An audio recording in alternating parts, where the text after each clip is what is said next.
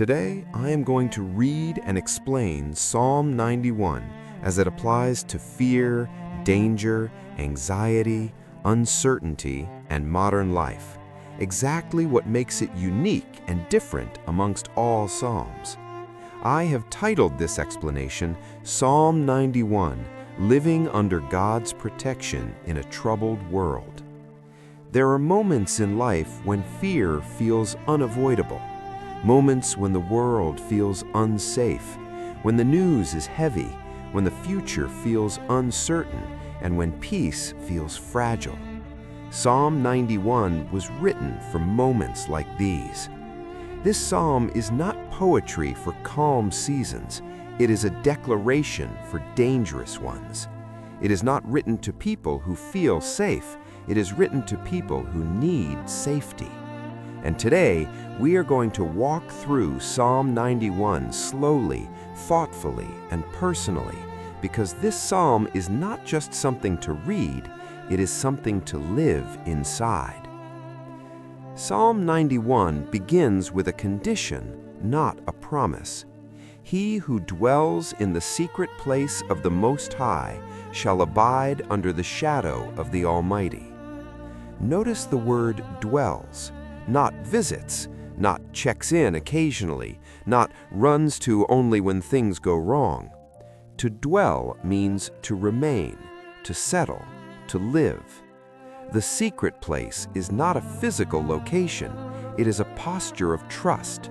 It is a life lived close to God. Protection flows from proximity. The shadow of the Almighty only covers those who stay close enough to be under it. This verse reminds us that God's protection is not mechanical, it is relational. It is not activated by fear, but by trust. I will say of the Lord, He is my refuge and my fortress. The psalmist doesn't just believe this, he declares it. I will say of the Lord. Faith is not silent. What you say matters, especially when fear is loud. A refuge is a place you run to.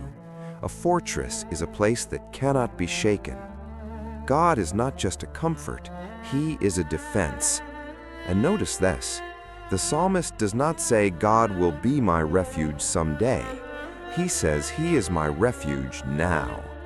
Faith speaks in the present tense, even when circumstances argue otherwise. Surely He shall deliver you. The psalm now moves into assurance.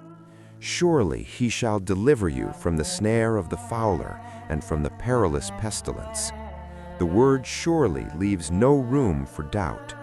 God is not unsure about protecting His people. The snare represents hidden dangers, things you don't see coming. The pestilence represents widespread threats, things affecting everyone. Psalm 91 speaks to both personal danger and global crisis, seen and unseen, private and public, known and unknown. God's protection does not depend on your awareness of the danger. He protects you even when you don't know what you're being protected from. He shall cover you with His feathers. This is one of the most tender images in all of Scripture. He shall cover you with His feathers, and under His wings you shall take refuge.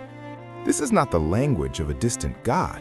This is the language of a loving protector. Like a mother bird shielding her young, God places Himself between you and harm. Sometimes protection doesn't look like escape. Sometimes it looks like covering. You may still hear the storm, you may still feel the shaking, but you are not exposed. You are covered. You shall not be afraid. Now comes one of the strongest commands in the psalm. You shall not be afraid of the terror by night, nor of the arrow that flies by day.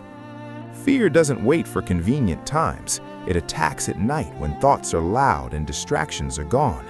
It attacks during the day when pressure and uncertainty surround us. Psalm 91 does not deny danger, it denies fear. This is important. God does not promise the absence of trouble. He promises the absence of fear in the middle of it.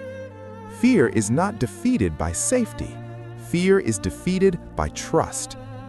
1,000 may fall at your side. This verse often stops people in their tracks. 1,000 may fall at your side and 10,000 at your right hand, but it shall not come near you. This is not a promise that nothing bad will ever happen around you. It is a promise that chaos does not get the final word over your life. You may witness hardship. You may walk through seasons where others fall, but your life is not governed by statistics. It is governed by God. Protection does not mean exemption from witnessing pain. It means preservation in the midst of it. Because you have made the Lord your dwelling place. Here, the psalm repeats its foundation. Protection flows from relationship. Because you have made the Lord, who is my refuge, even the Most High, your dwelling place. God is not a panic button. He is a home. When faith becomes your dwelling, peace becomes your posture. This is why some people remain calm in chaos, not because they are stronger, but because they are anchored. He shall give his angels charge over you. This verse reminds us that God's protection is active, not passive. For he shall give his angels charge over you, to keep you in all your ways. God does not watch from a distance. He assigns protection. There are moments you survived that had nothing to do with luck, timing, or coincidence. You were kept, you were guided, you were spared. Not because you earned it, but because God is faithful. You shall tread upon the lion and the cobra. Now the psalm shifts from defense to authority. You shall tread upon the lion and the cobra, the young lion and the serpent you shall trample underfoot. This is not just about survival, it's about victory. The threats that once intimidated you will not control you forever. Fear does not get to rule your life.